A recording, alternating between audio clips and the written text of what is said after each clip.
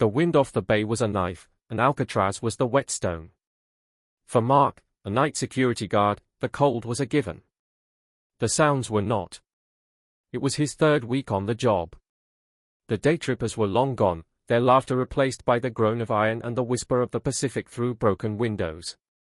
His nightly round was a trance, flashlight beam sweeping over chipped paint, worn bars, and the profound emptiness of cell block B. Then, a new sound cut through the routine. Not the wind. It was a soft, rhythmic scraping. Scrape, drag, scrape, drag. It came from the end of the corridor, from the solitary confinement cells they called the holes.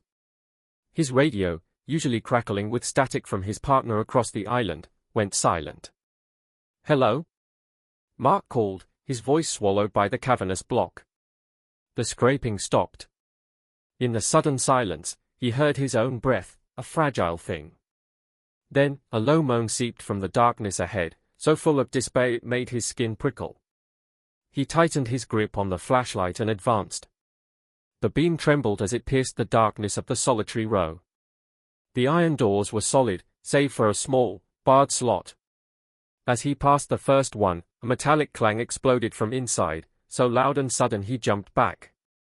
It was the sound of a heavy door slamming shut, but the door in front of him was immobile, rusted open.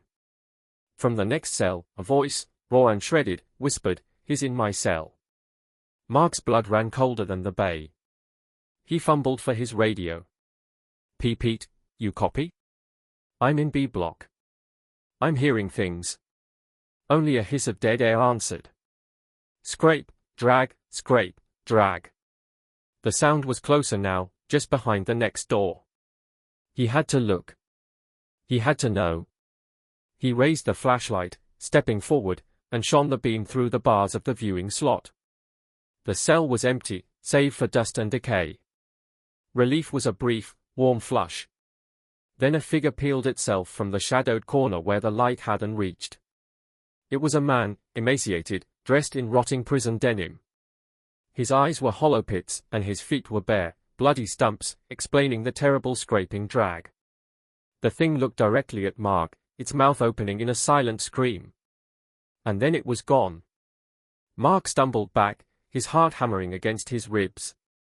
He turned to run, but the corridor, once a straight shot to the exit, now seemed to stretch into an endless tunnel of identical, clanging doors.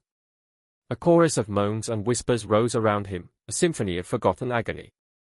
"He's in my cell," the shredded voice shrieked again, this time from right beside his ear. Mark ran. He didn't look back, bursting out into the cold night air, gasping. He never went back. They found his resignation letter the next morning. And when the new guard does the nightly round in cell block B, if the wind is right and the bay is quiet, they sometimes hear a new sound among the old ones, the frantic, running footsteps of a man who is forever trying to escape.